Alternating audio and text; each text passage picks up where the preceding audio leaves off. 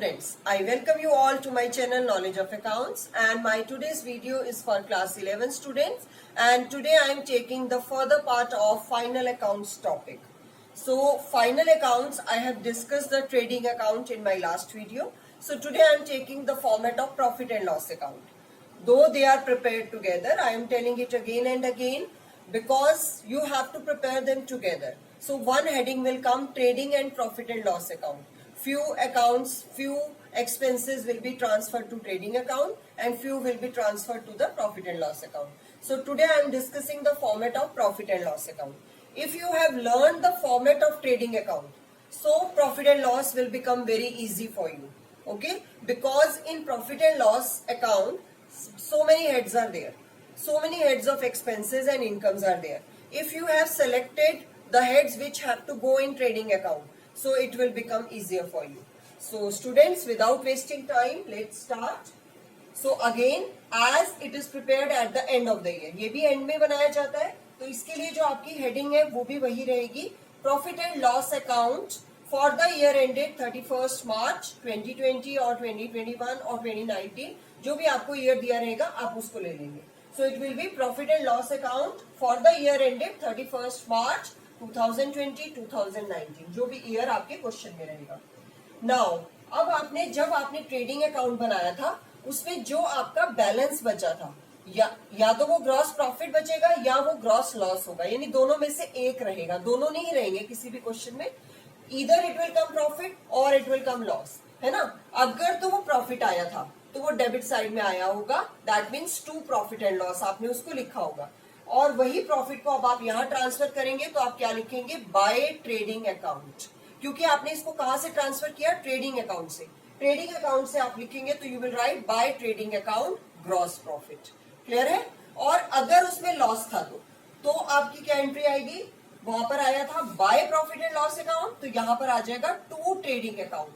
Laser account सबको याद होंगे. लेजर अकाउंट के अंदर आपका क्या है, एक अकाउंट में वो डेबिट में जाता है तो दूसरे अकाउंट में वो क्रेडिट में जाता है, यानी वन जनरल एंट्री का जो डेबिट वाला पार्ट है वो एक अकाउंट में जाएगा, क्रेडिट वाला दूसरे पार्ट में. सो ट्रेडिंग में वहां पर क्या आएगा, by profit and loss account, और प्रॉफिट एंड लॉस में क्या आ जाएगा, टू ट्रेडिंग अकाउंट. अगर प्रॉफिट होगा तो उसमें आ जाएगा to profit and loss account और इसमें आ जाएगा बाय ट्रेडिंग अकाउंट. क्लियर है. नाउ अब इसके बाद हमने क्या लिखना है, यानी इन दोनों में से आपका एक हेड रहेगा, या तो ग्रॉस प्रॉफिट से स्टार्टिंग होगी या ग्रॉस लॉस से स्टार्ट होगी. ठीक है. अब आप देखेंगे जितने भी एक्सपेंसेस हैं वो आपको डेबिट में दिखाने हैं, as it is also nominal account. Nominal मतलब एक्सपेंसेस को आप डेबिट साइड में रिकॉर्ड करेंगे और इनकम्स को आप क्रेडिट साइड में रिकॉर्ड करेंगे. अब पहले हम इनकम्स डिस्कस कर लेते हैं, क्योंकि इनकम्स कम होती है और यहाँ कौन सी वाली इनकम आ रही है, इनडायरेक्ट इनकम्स. तो जस्ट जल्दी जल्दी देख लेते हैं. ये सब आप चीजें आपने ट्रायल बैलेंस के अगर क्वेश्चन सॉल्व किए हैं तो उसमें आपको ये सारे हेड्स बहुत इजीली मिल जाते हैं, यानी वो हेड्स जो आप ट्रायल बैलेंस में दिखाते हैं वही के वही से हम क्या बनाते हैं, फाइनल अकाउंट्स बनाते हैं. तो आपका ट्रायल बैलेंस का नेक्स्ट स्टेप क्या है, फाइनल अकाउंट्स, यानी ट्रायल बैलेंस के बाद फाइनल अकाउंट बनता है. अब देखिए सबसे पहला हेड मैंने यहाँ लिया बैड डेब्ट रिकवर्ड.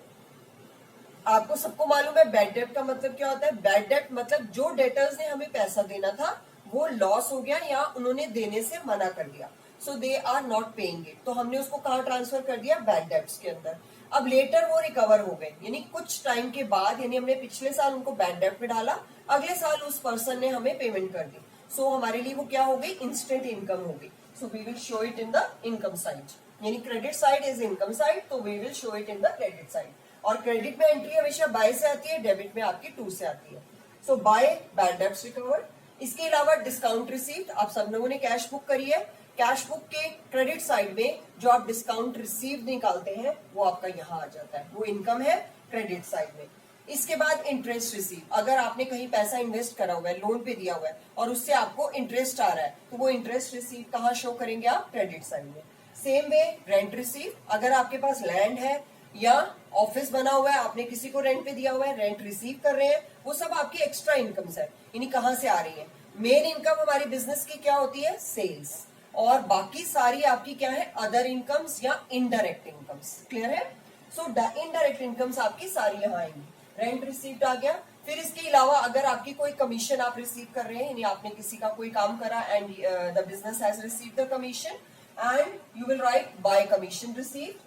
मिसलेनियस इनकम्स, इसके अलावा भी कोई हेड है इनकम में, और इनकम्स आपकी ट्रायल बैलेंस में कहाँ दी होती है? क्रेडिट में। इससे आपको बहुत इजीली समझ में आ जाएगा। अगर आपका रेंट जो है वो क्रेडिट में दिया है तो it is income. Okay, if अगर rent is given in debit तो इट इज एक्सपेंस। यानी वही सेम हेड आपका एक्सपेंस भी हो सकता है, वही सेम हेड इनकम भी हो सकता है। कमीशन अगर डेबिट में दी है तो इट इज एक्सपेंस, और अगर कमीशन क्रेडिट में दी है तो इट इज इनकम। क्लियर हो गया? सेम वे सैलरी रिसिप्ट्स, इसके अलावा भी कोई रिसिप्ट्स अगर लिखी है like money received, grant received और एनीथिंग, वो सब आपकी क्रेडिट में आ जाएंगी। क्लियर? सो क्रेडिट में इतने हेड्स आएंगे। ये अभी मैंने कैपिटल वाला पार्ट ये छोड़ा है, ये हमारा बैलेंसिंग वाला पार्ट है। नाउ अब हम आते हैं एक्सपेंसेस वाली साइड पे। टू सैलरीज या सैलरी एंड वेजेस, अगर तो आपको खाली सैलरीज लिखा है तो टू सैलरीज आ जाएगा, और अगर आपको हेड दिया हुआ है सैलरीज एंड वेजेस तब आपने सैलरी एंड वेजेस लेना है। ये मैंने पिछली बार भी बताया था, अगर वेजेस एंड सैलरी लिखा है तो वो ट्रेडिंग में चला जाएगा, अगर सैलरी एंड वेजेस लिखा है तो आपका किस में आ जाएगा? प्रॉफिट एंड लॉस के अंदर। क्लियर है ना? यानी आपने पहला वाला हेड देखना है कि सैलरी लिखा है या वेजेस लिखा है। वेजेस है तो ट्रेडिंग, सैलरी है तो profit and loss account. Then rent अगर लिखा है, खाली रेंट लिखा है तब भी वो यही आएगा, ऑफिस रेंट लिखा है तब भी यही आएगा, लेकिन अगर फैक्ट्री रेंट लिखा है तो वो कहां चला जाएगा? ट्रेडिंग के अंदर। फैक्ट्री वाले एक्सपेंसेस कहां जाते हैं? ट्रेडिंग में। इसके बाद insurance, insurance premium, insurance paid, insurance only, fire and insurance या फायर इंश्योरेंस लिखा है, कुछ भी दिया हुआ है आपका, तो वो आपका कहां चला जाएगा? In this side, debit side में आ जाएगा। It is also an indirect expense. Bank charges अगर दिए हुए हैं वो भी यहीं आएंगे। इंटरेस्ट, खाली इंटरेस्ट लिखा है, डेबिट में लिखा है तो इट इज पेमेंट या एक्सपेंस, तो आप इसको डेबिट में दिखाएंगे। इंटरेस्ट ऑन लोन लिखा है तब भी डेबिट में ही आएगा। ठीक है ना? लोन का इंटरेस्ट भी हम पे ही करते हैं, और इंटरेस्ट अगर खाली इंटरेस्ट लिखा है तब भी हम पे ही कर रहे हैं, और अगर इंटरेस्ट रिसीव लिखा है या वो क्रेडिट में लिखा है तब वो आपका वहां जाएगा इन द क्रेडिट साइड। ठीक है? जनरल एक्सपेंसेस, इलेक्ट्रिसिटी एक्सपेंसेस, यानी सारे हेड्स हैं। इसके अंदर आप क्या कर सकते हैं? जितने हेड्स आपने ट्रेडिंग में शो कर दिए उसके अलावा जितने एक्सपेंसेस बचेंगे वो सारे आपने कहाँ दिखाने हैं? प्रॉफिट एंड लॉस में। इसको ऐसे याद रख सकते हैं क्योंकि ये बहुत लंबा फॉर्मेट होता है। अभी मैंने कुछ हेड्स नहीं लिए हैं इसमें बिकॉज स्पेस वॉज लेस, तो आपने जितने भी हेड्स आपके बच जाएंगे वो सब यही आएंगे। Expenses, I am saying only expenses. ठीक है? सो एक्सपेंसेस में general expenses, electricity expenses, carriage outward, ये मेन है। कैरेज या कैरेज इनवर्ड, मैंने आपको ये बताया था ट्रेडिंग में कौन सा जाता है? या तो कैरेज जाता है या कैरेज इनवर्ड जाता है। ओके? और यहाँ पे कौन सा आता है? कैरेज आउटवर्ड या कैरेज ऑन सेल्स। आउटवर्ड का मतलब है जब हम सामान को बाहर भेज रहे हैं तो जो हम कैरेज पे कर रहे हैं वो हमारा कैरेज ऑन सेल्स होता है या कैरेज आउटवर्ड होता है। ठीक है? उस कंडीशन में वो यहाँ आएगा, यानी carriage outward will come in profit and loss, carriage inward will go in trading account. Okay? और खाली कैरेज लिखा है तो it will go in trading. अगर कैरेज ऑन परचेजेस लिखा है तब भी ट्रेडिंग में, और कैरेज ऑन सेल्स लिखा है तब वो आपका प्रॉफिट एंड लॉस में। यानी सेल से रिलेटेड सारे एक्सपेंसेस यहाँ आते हैं, परचेज से रिलेटेड सारे एक्सपेंसेस ट्रेडिंग में जाते हैं। क्लियर हो गया? इसके बाद बैड डेब्ट्स, अगर बैड डेब्ट्स कोई हो जाते हैं वो यहीं आएंगे। चैरिटी लिखा है, you know the meaning of charity, अगर हम कुछ डोनेट करते हैं, चैरिटी, डोनेशन, कन्वेंस, यानी कोई भी कन्वेंस होता है किसी को आने जाने का किराया देना, that is conveyance. Printing and stationery, you know the meaning of stationery, you know the meaning of printing like photostat printing, ये वो सब करने के लिए हमारे जितने भी एक्सपेंसेस होंगे वो सब यही आएंगे। Same way postage and Telegram, अगर आप पोस्ट करते हैं स्टैम्प्स का, मनी ऑर्डर का या आपके स्पीड पोस्ट के जितने एक्सपेंसेस है वो they will come here only. Then travelling expenses, अगर कोई पर्सन यहाँ से वहां जा रहा है और उसको जो भी एक्सपेंसेस पे किए जा रहे हैं, आउटसाइड जा रहा है, उसके travelling expenses. Then same way telephone expenses, telephone का खर्चा भी यही आएगा। कमीशन, कमीशन भी यही आएगी। Commission received will go there, commission paid will come here. Then discount allowed, discount allowed भी आपका कैश बुक की डेबिट साइड में जो आप डिस्काउंट अलाउ करते हैं वो आपके लिए एक्सपेंस होता है, that will come in the profit and loss account. Then depreciation, repairs, अगर आप फिक्स्ड एसेट पे कोई डेप्रिसिएशन चार्ज करते हैं वो भी यही आएगी। अगर आप रिपेयर्स का कुछ पेमेंट करते हैं वो भी यही आएगा, रिपेयर एंड मेंटेनेंस दिया है तब भी यही आएगा, ठीक है।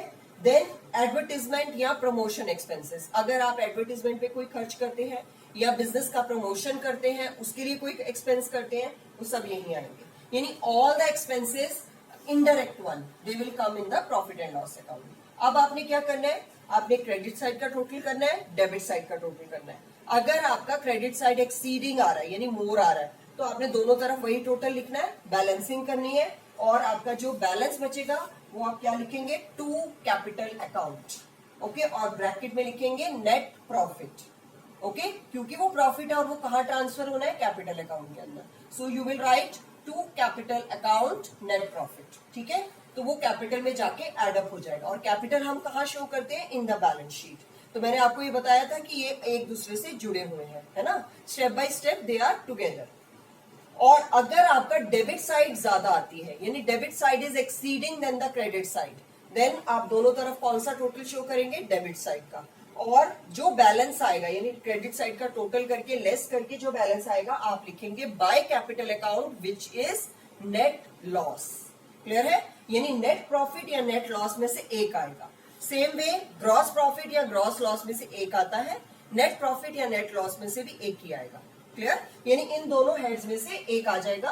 अगर तो नेट लॉस आएगा तो वो कैपिटल से डिडक्ट होगा, ओके, एंड अगर प्रॉफिट आएगा तो वो कैपिटल में ऐड आ जाएगा, ठीक है। क्योंकि अगर आप देखें कि अगर एक बिजनेसमैन प्रॉफिट अर्न करता है तो उसकी कैपिटल में ऐड कर दिया जाता है, उसकी कैपिटल बढ़ जाती है, बैलेंस बढ़ जाता है, और अगर उसको लॉस होता है तो वो लॉस उसकी कैपिटल को कम कर देता है, सो वो उसकी कैपिटल क्या हो जाएगी, डिक्रीज हो जाएगी। सो जब डिक्रीज होगी you will show by capital account, और जब इंक्रीज होगी you will write to capital account. या आप कह सकते हैं प्रॉफिट जो है वो डेबिट साइड में आएगा, लॉस जो है वो क्रेडिट साइड में आएगा, सेम जैसे आपने ट्रेडिंग में किया था। ट्रेडिंग में भी डेबिट साइड में प्रॉफिट आ रहा था, ग्रॉस प्रॉफिट, और क्रेडिट साइड में क्या आ रहा था, ग्रॉस लॉस, तो दोनों में से एक आएगा। क्लियर हो गया ये? सो होप मैंने ये बहुत अच्छे से क्लियर कर दिया है। आप इसको टुगेदर बनाएंगे तब भी आपको क्लियर हो जाएगा। आपने एक ही हेड डालना है, that is trading and profit and loss account for the year ended 31 मार्च 2020। तो आपका हेडिंग इकट्ठी आ गई, trading and profit and loss account, okay.